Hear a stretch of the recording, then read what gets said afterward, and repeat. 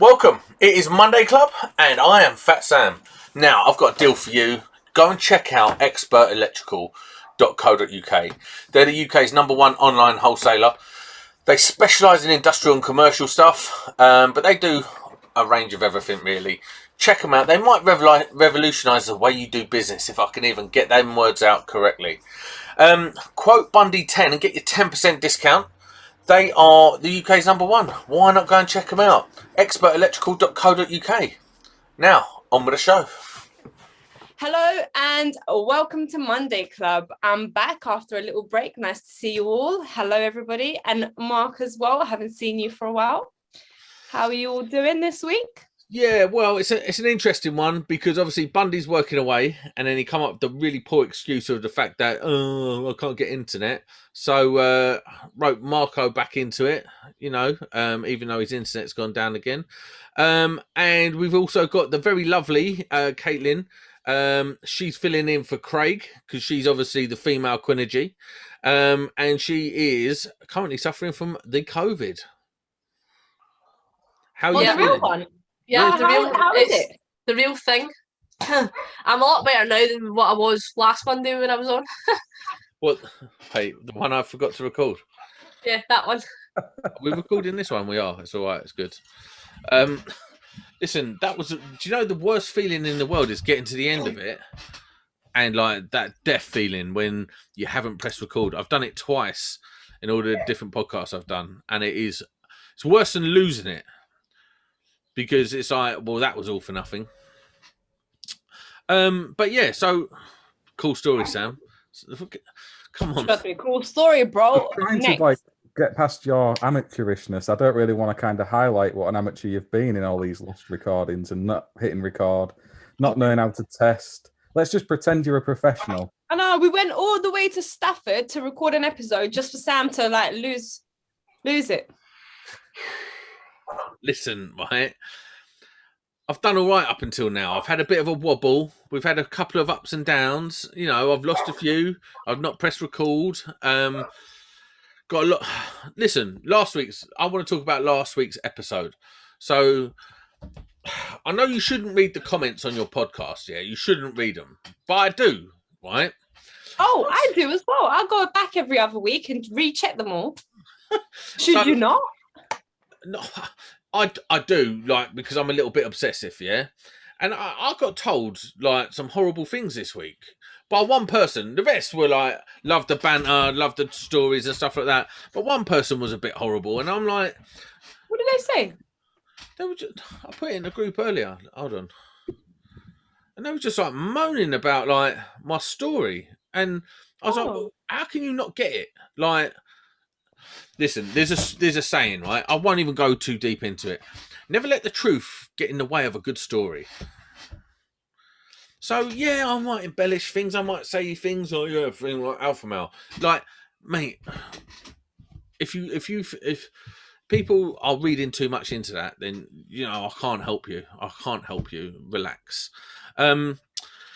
Anyway, so that last week's one was mega, and I got really a little bit drunk. It is what it is. It's Monday night. It's trying to fend off the feeling of Monday. What do you want from me? And so watching it as a fan, remember I'm like part of the audience now. That was one of the best episodes I'd watched in a while. I thought it was really good. Well, Gina toasted you. Fantastic. Loved every minute of that. It's fantastic. No, I haven't managed to watch it yet. I was hoping to watch it tonight or tomorrow. Yeah, all right. I've been so busy. When you ask me how my week's been, I'll tell you why I haven't managed to watch it. All right, we'll get to that in a minute. How's the dating life? Me? Yeah. Oh, good thing you didn't announce it last week because it was nearly over the next day, and it probably is. However, I know you can't cut this bit out, so by the time it goes out, we'll find out if it's done or not because it got so complicated. So do you know what we should do? We should do a weekly segment, Kimmy's dating. On who Kimmy's? Trust me, you know what? Every week it's like something different in terms of me changing my mind about what I want and where. But I don't want to speak too much about it on here. She's hard work. All you need to know is she's hard work. It's going to take a very special man. Trust me, I am hard work. I can't lie. And I tell them straight away, listen, It's going to be hard work. Are you ready? And then normally just beep, beep, beep, phone cut off. Like, what? Right, Marco, because we ain't had you on for a little while, like you've been doing your bits and pieces, the lovely T-shirt that you're adorned with, bit of Yes, I rebranding love going it. on there. Yeah, someone's done me a proper solid with this T-shirt. Someone Like, talented designed it. I don't know who they are. I never, they're all right. listen, since he's got that T-shirt, he ain't never took it off. He's just been living in it. Yeah, it's Oh, true. I've missed you, Mark. Look at your smile. Beautiful. I love it. Thanks, Kimmy. No, the lads really love the shirts. The feedback's on them has been great, and obviously Sam's designed these. So thanks very much. He's not always a total bell end. Sometimes he's actually all right. I can verify this for other people. I know it's hard to believe, but he is actually all right behind the scenes. He's not a bad fella. You're making me blush, Mark. So what you been up to then, bro? Yeah, I've had a lot going on. Like you said, I stopped doing the Monday clubs because I was just too busy. I had a lot of stuff going on with the business and with a family and Apprentice One-to-One. So I just needed to kind of cut back a bit on what I was doing. And fortunately, that was one of those things. But yeah, we've taken on Apprentice into our business. We've had other projects kicking off. So we've been doing commercial work, the usual EICRs and EV installs that we was doing the last time I was on. That's all still going on. So loads of stuff with a day job and then Apprentice One-to-One as well in the background. We've got over 800 people back into work now. See, that's phenomenal. Like, One of the other things that was quite exciting with it is like the adult learners, the people who are on traditional apprenticeships, there's like 150 of those people with mentors or getting some paid work experience. So that's been good to be part of. And Craig Buist as well from Walthamstow College. I think you went and met him, Kimmy. Yeah. He's opening up his college in the summer for some learners to come in and like get some practical experience, helping him build at the booths and do some work in his college. So to be involved with little bits and pieces like that as well. I would definitely come. Yeah, he's awesome. He's got a few. No one wants me to teach him how to do anything, but I'll go down and just, I don't know, walk around annoying people. I'm really good at that. Yeah, well, any help they can get, I think, could be appreciated. But there's about 15 people, I think, from Apprentice One-to-One who are going in to kind of do the portfolios and get some bits and pieces signed off by an assessor, because that's essentially what Craig is as well. That's brilliant of him to be doing. So there's things like that in Apprentice One-to-One. There's all the tool giveaways that you might have seen popping up. So there was the TIS safe isolation kits that someone had bought and donated in. So all that kind of stuff's going on with Apprentice One-to-One. That's keeping me busy with things. And yeah, just generally cracking on with a day job, trying to make some money. Now we're all kind of supposedly finally getting back to normal. But before you move on from A1-to-1, I think we need to dig down on and like give yourself a bit of a shout out. So give us some numbers from A1-to-1 and where you are today, and like how, because it's one of them things that's come along and it's gone under the radar a bit in terms of people in the industry really knowing what it does, how it does, and getting some real positive feedback from the people that matter in the industry. And I honestly believe it's a legacy contribution. Like the contribution you've made to the electrical industry during COVID is something that probably can only be matched. I know it's hard to put into words, isn't it? It could probably only be matched by wow. GSH library. So you're up there now with the Gary Hayers. Like you're cemented in legacy now. Let's not go crazy. Gary's been building that for bloody years, hasn't he? It's immense. But yeah, it has. It's the numbers that are there are pretty impressive, and it's not just me behind it all. You've helped as well, Sam. There's other people who are helping in the background. It's not all just me. But yeah, there's 100 small businesses who've taken on their first apprentices after chatting with us. So that's a group of employers who we've all kind of had this journey ourselves. So I'm like 40 now, and I've done it a few times. Neil's done it a few times. Hearing Nick's story as well, people, taking from that and then making that step themselves. There's been a lot of people talking about VAT thresholds and building the businesses. So to be involved in little bits of that, directing people at the grants when it's all a little bit complicated, it's just been really nice to see them have that for themselves and take the apprentices into the businesses. When I get that message come across, we've taken an apprentice on now, he's settled in or she's settled in really well, they're progressing in the job, they're a fantastic asset to the business. When I see messages come over on DM and emails like that, that makes my day. It's brilliant to know that I've paid a small part of that. I'm really chuffed. I think it is one of the biggest contributions by a individual into our industry in probably, I don't know, last 10 years. I can't see how your contribution could be matched to the future of our industry by anyone other than Gary. I couldn't possibly You're put myself in good on a company, my par man. with Gary. There's loads of people doing incredible stuff, and everyone does it for their own reasons. And yeah, anyone who's trying to help people has my respect. So even you, Sam, you help the odd person. You helped them up and tripped them up on the way out. Yeah. It's been really, really Out nice. the back and just. I've had people like Caitlin come on the podcast and talk to me. That was an absolute pleasure. All the support that Sam and you've given as well, Kimmy, loads and loads of other people. And to be seeing all of it, I'm the only person who actually sees all of this going on. This other people just been nice to each other. It's been a fantastic thing for me to have in my life for the last year and 18 months when it's otherwise been pretty crappy for everyone. So, I'm really glad I did it. Anyone who's kind of thinking of helping other people and doing a tiny little thing in their own way, just crack on and do it. Because I thought for years about trying to do something like this and never really pushed myself forward onto it. I don't know if I ever would have done it if lockdown never happened. The thing is, it's just a simple thing as well, isn't it? It's like, I'm going to use my industry knowledge and contacts to try and place people. And I'm going to use my social media and stuff like that. It's not like you've got some mad database that you've created that has an algorithm that links people up in some spectacular way. It's simple nuts and bolts. One person needs a job, or one person has a job ready to go. I've got 3 apprentices in that area. There you go. Boom. And it's a really very basic tool, but so useful. Yeah, it was essentially just linking LinkedIn with Instagram. I already had a big network on LinkedIn. Oh, yeah. But I didn't really have any kind of following or anything like that on Instagram. It's guys like you who've helped with that, Sam. So it's linking those two places together. I would say I'm probably responsible for most of it, but I have to sort of pass it off. Do you know what I mean? Well, I would have never got going on Instagram without your help, because I didn't even know it worked. I'm still not very good at it, but that's where a lot of the apprentices someone are. who's not good at it, all you do, like, no one posts more than Mark a day on all platforms: Twitter, Insta, everything. He's non-stop. Just spam. I'm like, work. But anyway, cool story, bro. Kimmy, what you been up to? So as you guys know, I've been on a long break for many months where I've just been working. Yeah, we do. Yeah. Barely 1 or 2 jobs a week, and literally the rest of it is just me living life.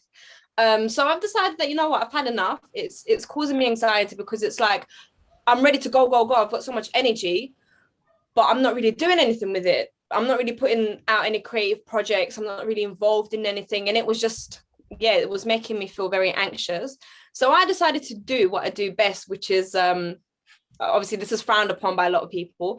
I love burning the candle on both ends and just doing non-stop out of hours until I'm exhausted.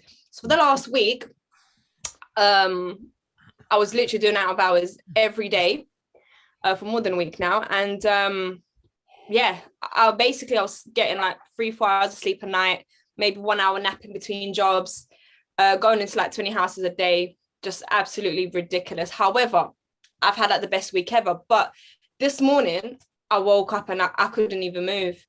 I've got a cold. I think I definitely run myself down. So now I'm just trying to figure out how I can do that, where I'm putting out so much of the energy that I've got inside and so many ideas and everything, but also know when to stop before I burn out. Because today I had to literally sleep all day to recover, and it was not good. I'm still tired. I feel run down, basically what they say. But yeah, I don't know. I need to figure out a way to just release this energy that I've got without doing the opposite things. You know what I mean? I'm either fully doing nothing or going all out, doing like 20-hour shifts a day for like 2 weeks straight. I need to find a way to balance, which is something that I've just never been able to do in my life. And look, I'm 25 now, so I don't know at what point of my life I'll be able to sort of figure it out. I wish I was 25. I wish I was as wise as I am now and being 25 again. And like, maybe I wouldn't have made so many mistakes. But Because the thing is, I'm planning too. Because when obviously the kids are off school at the end of this month, and my son's going to be with his dad for 2 weeks, and I'm thinking that gives me literally day and night by myself to do whatever I want. And I don't really like clubbing. I don't really like drinking. I don't really do anything else. So I'm thinking, call out 24/7 for 2 weeks straight. But is that healthy? Like, why don't you It's just go on probably holiday? not healthy for you, but I love it. I don't know what it is, just pushing myself to that extreme. It just sort of gives me energy. However, I never know when it's sort of like the last point of where I need to stop and recharge. I only recharge when I'm literally bedbound because I'm so exhausted, and That's so dumb. then I've got, I know, but obviously I'm being open with you guys, being honest, and I'm just putting that out there. This is how my week's gone. So I made loads of money. I'm like, wow, I'm making how much a day? Wow, this is amazing. So obviously where I'm quite open with my finances in terms of electrical stuff, how much I earn. So last year I was making like 10 grand a month, 9 grand a month, 7 grand, 6 grand. And then slowly I cut down. So for the last couple of months, I've just been on like a minimum wage for myself, which has been like 2 grand, 2 grand, 2 grand. For me, compared to that and how much outgoings I have is quite low. So this month, I basically, made quite a lot more money than that. And it's only because... You can't give out them numbers and then not give us a number. So let's say literally like about 500, 600 pound a day plus my other stuff, because I'm doing deliveries in between. So as I'm driving in between jobs, electrical jobs, I'm also doing deliveries. So basically, Wait, what deliveries? So it's just boxes for like shops. They'll be like, oh, I need you to deliver this to the other shop on your way. And where I'm doing an electrical call out, I'm like, yeah, cool. I'll pick the box up from you guys because my job's here. And as I'm going to do a no electric job here, I'll drop it off to those guys. What shops? I don't know, like food shops, and it'll be like, I don't know, like a vase or something, you know, just random stuff. But it's just everything that adds up, right? So I've been doing that. And then I think it was Saturday, it was like nearly a grand I hit. I was like, what? Grand in one day? That's crazy. But obviously I only had 3 hours of sleep. So I had 2 energy drinks and I was moving like a crackhead. I was like, but Sam's brain's exploding right here. I can see him in the corner. Like, hold on. And I drove to Leicester and back. Literally, I drove to Leicester and back, done all my call-outs in London, done all my call-outs in the morning, drove to Leicester, drove back. It was ridiculous. But where I've obviously been off for so long, that much money in one day, I don't know what else I could do to get that much money in a day. Doing Eastern European mentality. I'm here to work. That's what I'm saying. I even know how to work or holiday mode. I don't know how to balance. That's phenomenal. Hold on a minute. It's crazy. That's such a lot of effort. Respect to you, Kimmy. Listen, I started a new job this week, right? And I got there and I'm like, 100% I'm leaving if it's longer than 8 hours. I ain't doing more than 8 hours. Like, I've got, like, if it's more than 8 hours, I ain't doing the job. It's simple. Like, and I was cussing. I was all get het up as I got to the gate. And I was like, best be 8 hours. I ain't doing no more than 8 hours. Kimmy's there doing 20. So I think that's mental, mate. Like, but I suppose if you keep doing it, then you're going to make yourself ill at some stage. Can you, like you said, now you reach that point where you're just sleeping. Yeah, like today, I feel like repeating that over and over and over. You're going to make yourself really ill, and then it's a hard bounce back from that. You know, I bet you smell funky after them 20-hour days, though. No, you know what? Because I also have my gym is all over London, so I have a spare change of clothes, and in between, I'll literally quickly go to the gym, shower, and then I'm back again. That's why you see me on Instagram. I do like 2-3 outfit changes a day, because obviously you're sweating, going to different houses. Then I just take the top off, change the trousers. I've got it all sussed out. I've been doing this for many years, but I took like a 6-7 month break from all of that, and yeah. Are you glad you're back now, though? Yeah, like I said, I enjoy it. I enjoy it because I don't really know how to. Is this a choice for you, Kimmy, or is it like feast and famine in the work, or is this you choosing to kind of? This is me choosing. And then a really busy spell. So basically, the work is always there, but I've always said no, thank you.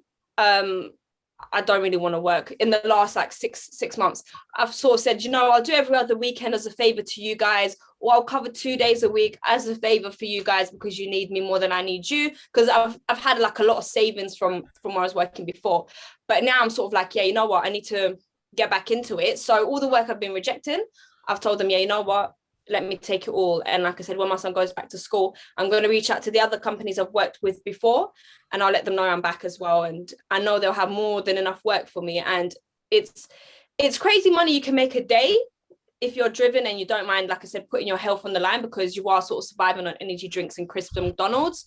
So I wouldn't advise somebody to be doing this for years and years. However, when you need like a quick boost of cash, that's the only way I sort of know without doing gambling or sort of get rich quick schemes. This is literally me saying, I've got 20 hours today. This is how much work I'm going to do. Here's the invoice. They'll pay me. So I'm exchanging my time for their money. The money you make in a day is how much I get a month. Exactly. That's what I'm saying. It's like a month's wage, but it's just, yeah, I don't know. It's good.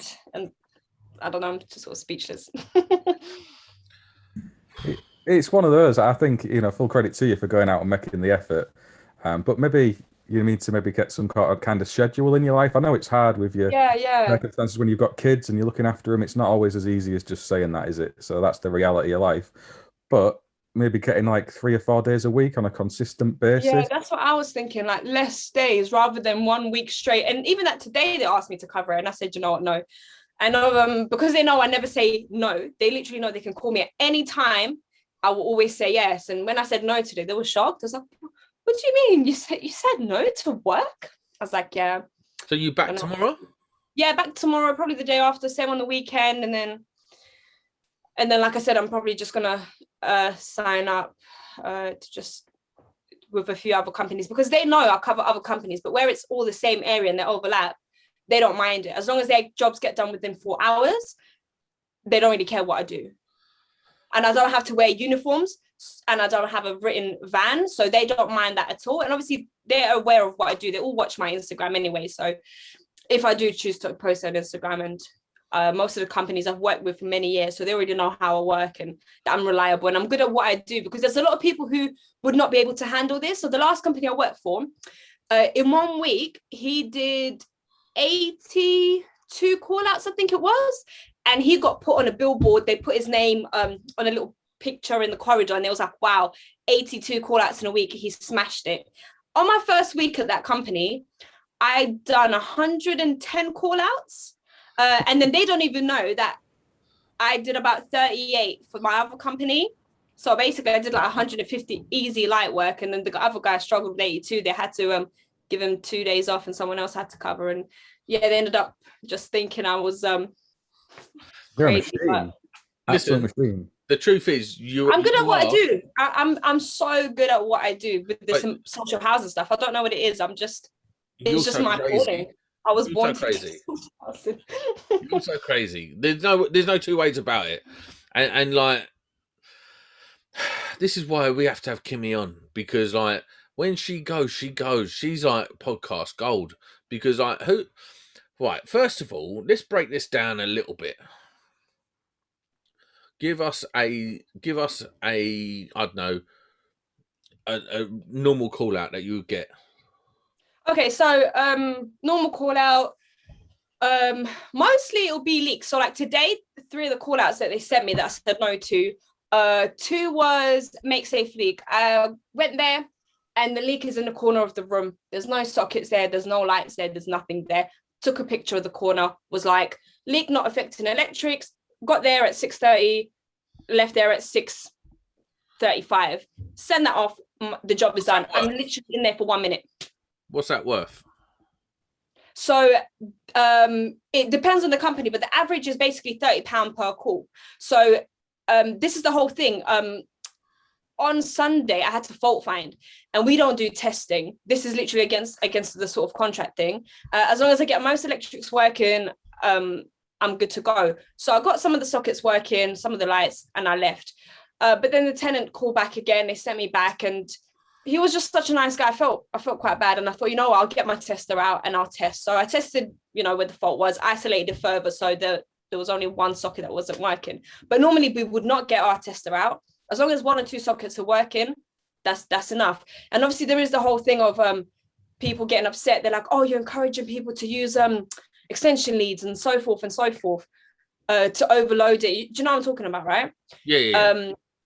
But obviously, as an electrician, I would explain to them, only plug in your fridge. This is only temporary, maybe a TV for the kids and your Wi-Fi. Don't just literally move everything into this room. And we explain it to them. And this is literally temporary. So if it's on a Friday and there's no electrics, I can't get anything working, just one socket, they would put them into temporary accommodation. So this kind of stuff is literally temporary stuff until the morning when a daytime electrician can come out and actually do the job. So most of it is literally in and out, less than 5 minutes, 2 minutes, sometimes 30 seconds. I'll open the door and they'll be like, oh, sorry, I got it working, but I forgot to tell you. I still get paid for that. I take a picture, electrics are back on, that's it. And obviously where they're all like close together, you can sometimes do like 6 jobs in 1 hour. So then you're getting paid 6 times 30 for the hour. But then sometimes you'll get a call at 1 a.m. and it will be just the standard £30 pay. So you have to drive all the way there, all the way back, for that same sort of price. However, the way I see it is at the end of the month, I get a big paycheck. I don't mind. Obviously, I could be doing rewires, £2,000 here, £2,000 there, profit, smash it out. But that's a lot of work. My job involves mostly driving. I'm in the car listening to audiobooks. My friends sit in the car with me. We drive around. We'll go have Nando's in between. It's a good time. Sometimes I'll even, like I said, bring my mom, my son, everyone's in the back. We'll go to the park in between. This is why I enjoy the call outs. And I think that the pay adds up and it's worth it for me because it's just so flexible. See, that's and phenomenal. easy work. That's I don't do materials. I don't carry my drill. Do you know how often I charge my JCB? Once every 3 months. I charge my drill once every 3 months because we never use the drill on out of hours. There's no need for it. If you guys are shaking your head, why? Have I said something wrong? Speechless at what you're doing, the effort of work, the respect It's for a the whole work. other, like that's not even really social housing. That's social housing call-outs. That's a whole different thing. Yeah, so I still do my social housing in the daytime. So then I'm also the person that comes in the daytime after the guys have left. So Monday, Tuesday, and Wednesday, I cover quite a few big company contracts whose names I'm not going to mention. So I cover their day jobs Monday to Wednesday. So that's when I get my drill out and I do all the social housing, replacing lights, replacing kitchen light fittings, installing sockets, smoke alarms and whatnot. But most of my money comes from out of hours. Who knew that was a thing? I didn't know that was a thing. Did you know that? So for anyone watching, I do have a YouTube video on my channel where it's called The Most Money I've Ever Made Doing Social Housing. And I break down how I made £10,000 in a month. After tax, obviously it was like £7,500 and after national insurance. But I did get most of that back because I only worked for half a year and the way my accounts were set up. But yeah, so there is a video on my YouTube page if you guys want to go and check that out. This is utterly fascinating. Like honestly. And yeah, that was social housing, not including my private landlords and private tests. And I included all my pay slips and everything. Obviously, I blanked out my personal details, but I've included everything there. It's a good YouTube video. Definitely have a look. Well, that's mind blown, isn't it? So, right, cool story. What about Caitlin? You just spent all week in bed, didn't you? Really? Yeah, I've not really moved from the last time I was on. What did we talk about last time you was on and I lost the recording? We're talking about how I'm getting to schools after summer. Oh, yeah, that's it. So you're going to go around visiting schools and giving them a talk on why they should get into the trades? Yeah, basically. Is it trades generally or is it electric specifically? Overall, it'll probably be trade in general, but more so electrical because obviously that's what I do anyway. Yeah. So you're going to be a youth ambassador? There's not really like a name for it, but you could say that. Yeah, that's probably what it is. Are you excited about it? Nervous? No, I'm not nervous because I'm not shy. I'm quite confident, so I don't mind just getting in and talk to people. Tell them how go back to your old school. Yeah. Yeah, would that be fun? That would be weird, wouldn't it? There's like a lot of teachers, like, because obviously my mum's got 5 kids, so some of my sisters and brothers are still at school.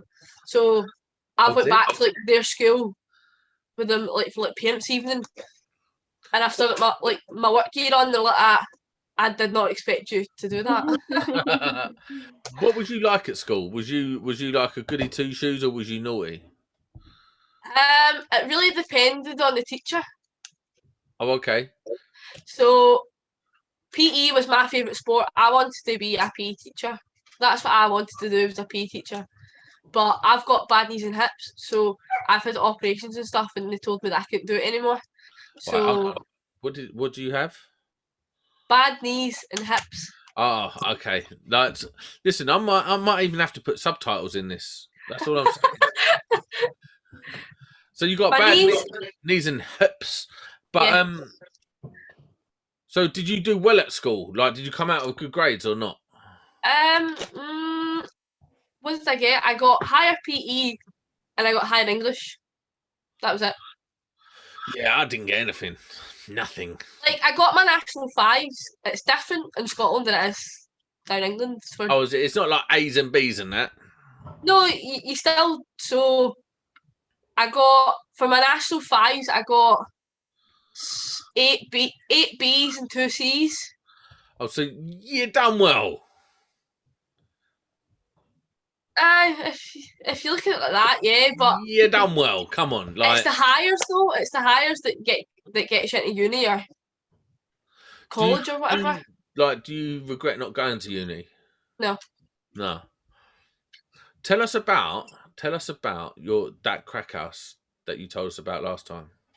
Oh, the party going on. Oh, with the drugs. You tell the story, man. So me and Kev, the one with the pigeon tattoo on his head. Oh, no one knows about this. So Oh. So she's got a mate, yeah, that decided to Works get for pigeon Quinergy. tattooed on his head, like for no reason. Yeah. So the guy with the pigeon tattoos, he started maybe about 2 weeks before I did at Quinergy. Okay. So when I first met him, Craig's like that to me. Right, meet him at the office, give him a hand for the day. So I was like, right, okay. So goes to the office to meet him. And I was like, obviously, introduce myself, blah, blah, blah. And I was like, do you want any help? And he's like, no. And I was like, what did I do now? I was like, he said no. I said, so I was back in the office and basically I just sat all day doing diagrams because the one with the pigeon tattoo, he's really shy and you need to get to know him before he kind of talks to you. So I had to go out with him like 5 times before he even said hiya. So he's got problems. Well, listen, getting a pigeon tattooed on your head, you got problems straight away. Listen, it's not a thing. It's not a thing. It's not a thing, right? It's not something that happens often. Yes, I know what I'm going to do today. Babe, I'm going to get a pigeon tattooed on my head. You know what would happen? What's wrong with you? You're not getting a pigeon tattooed on your head. There's no way. That is I Scotland, don't see isn't it? anything wrong with it. I think it goes well. He's got the other tattoos to sort of, mix and match with it. So anyway, yeah. we had this job and so I think it was an EICR, a part test and a Legionella that we had to do. So we finally goes in. So outside of the building, it's like there's maybe about 7 floors with like hundreds of houses in it. And outside the building, it looks fine. It's about, you'd probably pay from like £600 to like £900 a month, depending on what house you get. What, in Glasgow? Aye, in Glasgow. It's ridiculous. So Is that like £1,100 high or a low? month to live in Glasgow. So is that high or low? For the state of the building, it's high. Oh, Like I'd probably not even pay any more than 300 for it because it's you can't even get a single room in London for £300 a month. Yes, you can. No, you can't. So like No. it was on like the 4th floor. So me and Kev stoats up to the door. There's no handle on the door. It's stuffed with blue roll. Like the actual handle and everything stuffed with blue roll. We're like, how do you get in? But we had keys, so it was a key access one. We're like, really meant to put the key, but usually with this building and the landlords, there's, even though it's key access, there's always people in them. So we tapped the door, nobody answered. We went to walk in because the door's open. you can't lock it. And we just get met with this big scary man, and I mean, I was scared. I kind of hid behind the guy with the pigeon tattoo because I thought, right, he's got a pigeon in his head. He'll be quite He's brave. definitely getting punched first, isn't he? He's definitely getting punched I first. was like, if anybody's getting punched, then it can be him. He's the man. He for can sure, take it. But then he made me do all the talking.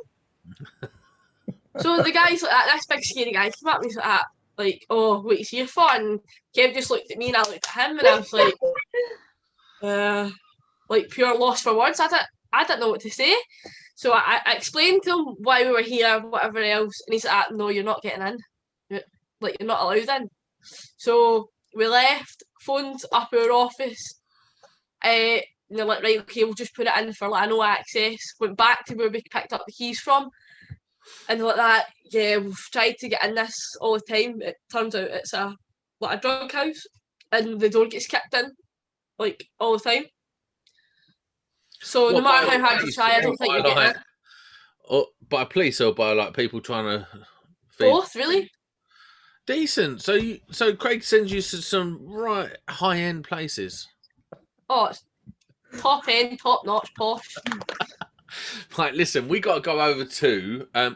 Before we do, check this out. Has everyone seen my swanky new tester? This is the Starship Enterprise of testers. Wait, where do you keep the leads for that?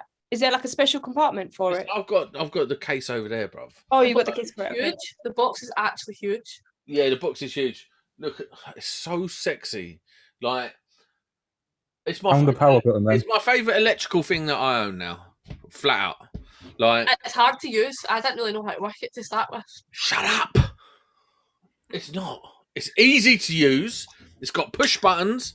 Like, things on the screen. It's so easy. Especially do you know what? That's the thing with TIS stuff. It's complicated, but when you figure it out, it's the best. It's honestly the best. It's like my continuity testers. There were so many buttons on it, so many functions that I was like, this is so complicated. But after I figured out how to use it, I'm like, I love it. Love it. It vibrates. Oh. The thing with the TIS stuff, you're not going to beat them for value. No. I mean, you can all the top end gear that you get from some of the other brands. You're talking 2,000-3,000 quid. It's around £1,000, isn't it, for the TIS MFT Pro? Well, I don't know how much I'm it is. sure you've been the royal lordship of the electrical industry, getting everything for free. Well, you know, for £1 for your money, I don't think you can beat TIS, in my opinion. No, I think the guy's a very lovely guy.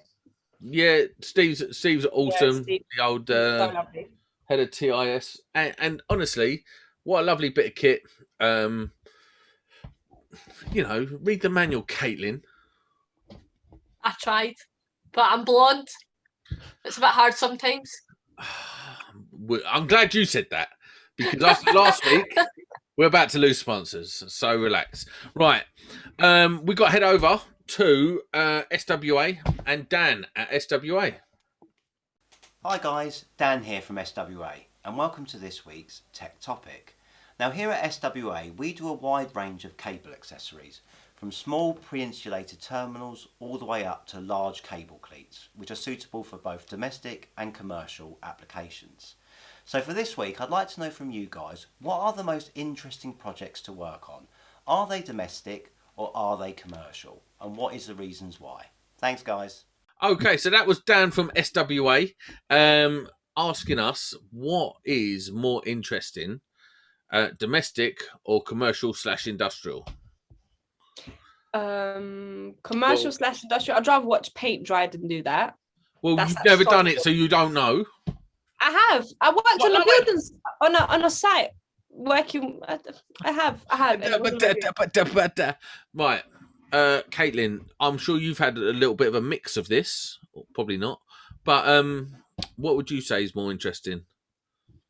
All I've really ever known is domestic, so apart from doing SA armour and garden lights, that's it.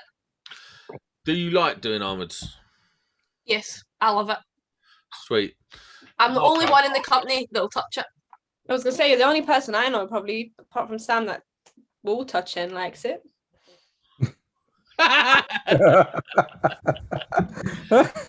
Kim, why are you on me today, man? Marco, now you're the same as me. you've had experience, in-depth experience in both worlds. Don't come out with no politically correct answer. For you, what is more interesting, domestic or commercial/industrial? Electrically than the commercial and industrial stuff, just because of some of the places you end up working and the types of electrical work you're doing. So I've been on MOD bases. They're always interesting places to go and look at, but the circuits you're designing and installing as well are just a bit more challenging. But for the day-to-day job, when you're actually going out and meeting people and being involved, no, but when you're getting involved in someone's home, you know, it's a little bit different, and I enjoy that as well. So I'm going to give two answers for two different reasons. In their home? What's a home? Oh, Jesus, here we go. You would just leave my accent alone. You've got Caitlin on here now. She's even further north than I am. That's just... Listen, everyone's got a funny accent here except for Sam. Apparently his is the standard. No, but listen. See, I'd say mine's standard. So, but I've got a soft spot for Scottish accent. I don't know what it is. It's weird. More Aberdeen accent. I like the Aberdeen accent on women. That's where my sister lives. Sam lives up Aberdeen. That's my. I like that, and I like Liverpool accent. That's what I like with women. I don't know. What do you want from me? I'm just telling you. But for me, if we're going to answer this question, this SWA question, for me, it's 100%. Not so much commercial. I mean, I've worked in my years of being a jobbing electrician in London. I've worked on every major project in London, give or take. I've done everything from. I've worked at Wimbledon on Court 1 when they redone Court 1. I've worked on the Shard, the Gherkin before I was even an electrician. I worked on that. Mate, you name it. I've been British Museum, London Zoo. Oh, I didn't know this about you. Yeah, London Zoo. Would you behind bars in there? Chelsea. Chelsea Barracks. I've worked in some really interesting places, like really, really interesting places. And I've done some really interesting work. Even up until last week, I've done a week on a job. They only needed us for a week. That's one of the downsides of being like a job in Spark. You can get a job and then be pumped in a week just because they only needed you to fill the numbers for a week to get a bit of extra dough in. So I was on a job called Borg Warner. They are a international company that makes components for diesel engines. Now that doesn't sound too interesting, but the factory that I worked in was absolutely massive, vast factory, and it had a mixture of like equipment that was from, I don't know, almost 70 years old. Some of the equipment in there was 70 years old. Big, clunky, I want to say it, big, clunky, sexy equipment. Like, that would just be pumping out, like, I don't know, crankshafts and stuff like that. And then you'd have, like, the state-of-the-art testing facility where they would be testing all their components with all these pipes and stuff going into it. And it's like spaceship or something. And I spent about half a day. I was like, one of the things about working in the factory is you got bits and pieces at a time, and then you had to sort of slide off and do something else to sort of stay busy. You've got a tiger behind you, Caitlin. Yep. He's huge. He's lolly. He's a lolly. Look at that. Look at him. I'm such a sucker for dogs. But anyway, so there's like all this huge equipment that I had the pleasure of working on, and I went for a walk around. I spent half a day just walking around, looking at the stuff, and just it was fascinating. And for me, seeing that, like I had this buzz bar running through the building. A what? A buzz bar. So, you know, on a fuse board, the copper bar that you put in. Obviously, I know what it is, but some people spell it with a Z and some with an S. I just wanted to check. But anyway, these are three-phase buzz bars that run through the building that you plug the machines into. So they're all three-phase, all high, and like they had some buzz bars that had only just been put in that were brand new, but they had some that were 50 years old. And you have like these things that you have to sort of clamp in and then pull down the sides, and they go up in it and they all spark, and it's just fascinating stuff. And when you get into the history of electrical stuff, I find it really fascinating. I could geek out about it all day. So for me, hands down, unless you're working on like Bill Gates' house where you're looking at future technology and stuff like that, domestics, it's a no-brainer. Oh look, I've got a ring cam. Oh wow, ring doorbell. Wow. So what? Oh, Lutron lighting. I can control it from my phone. Oh, piss off. That's like 20 years old. That's Sam upsetting every single domestic spark in the country who's currently watching Monday Club. Well done, Sam. But it's true. Like, Lutron lighting's dead. Like, what did I install in my brother's house? RF Lightwave or something. And it's exactly the same. And it's about a third of the price. And you can control it from your phone and all that stuff. It's not rocket science. But, again, I'm talking from a place of ignorance where, you know, there's probably like Art of Smart will have a proper argument against that. And they'd be like, listen, we can do some cool stuff. But the reality is, it's not going to be as cool as a factory that has 70-year-old equipment and equipment that's just come out. There's bespoke equipment built, £500,000 built for this project. Just not going to be that interesting. Sorry.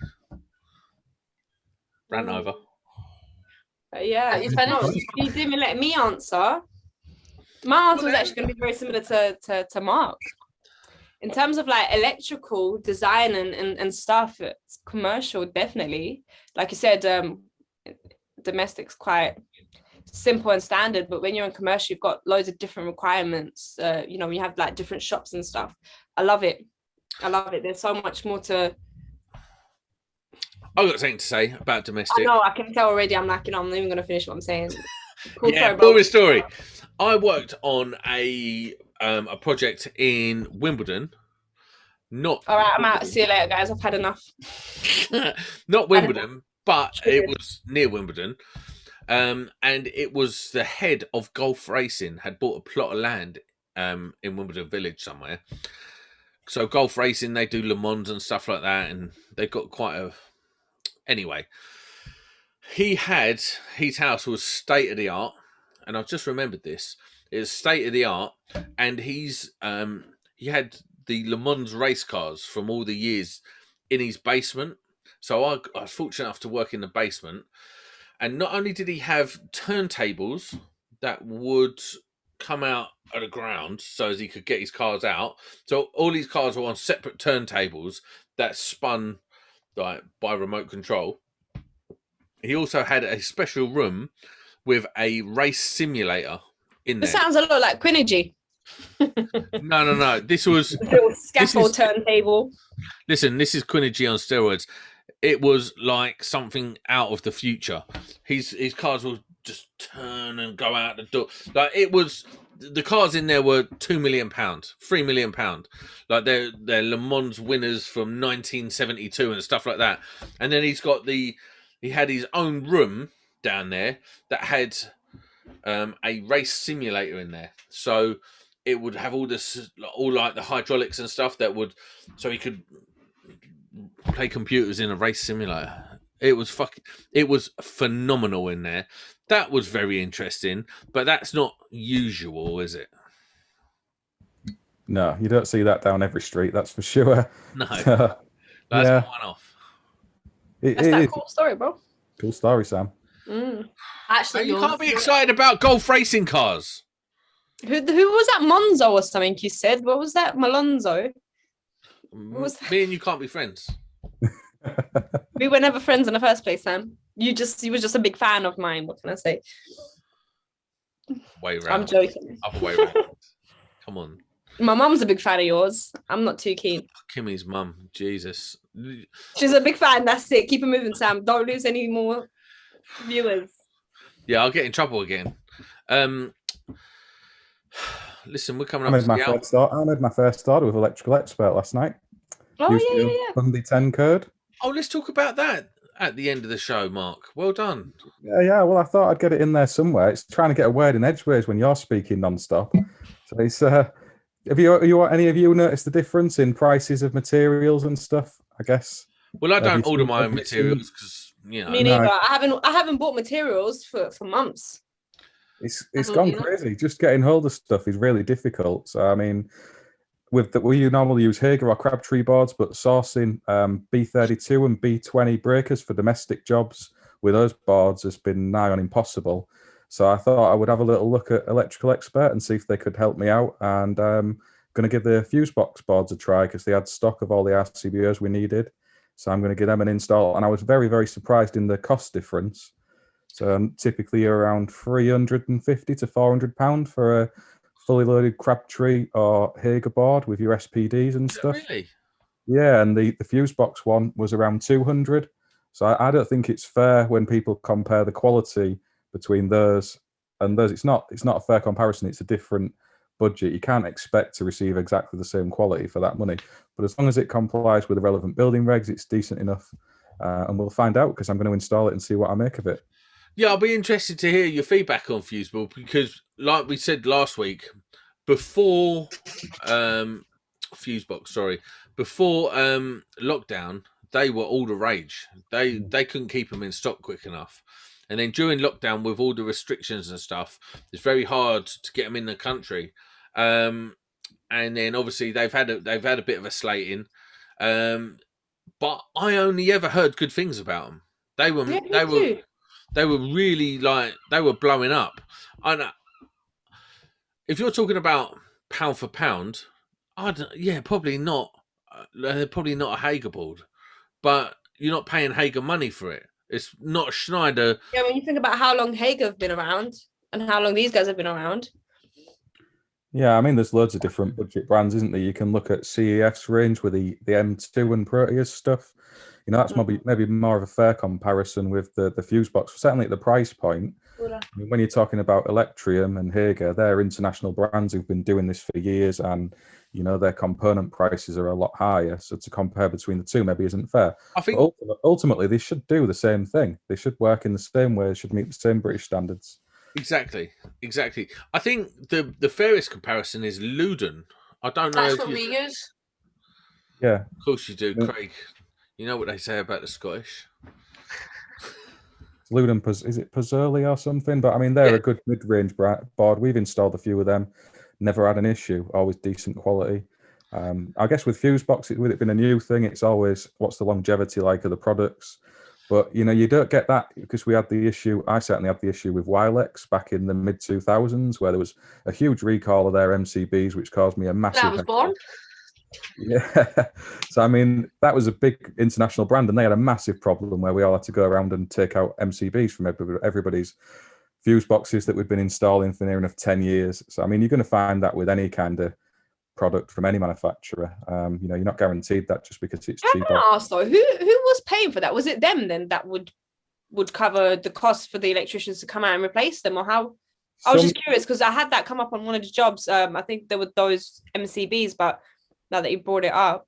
Yeah, I mean, at the time, I think Wilex had a bit of a flexible arrangement depending on how much people complained. I can't remember exactly because it's like 15 years ago now, but generally speaking, you just got given the replacement parts for free and you kind of had to cover the cost of it yourself.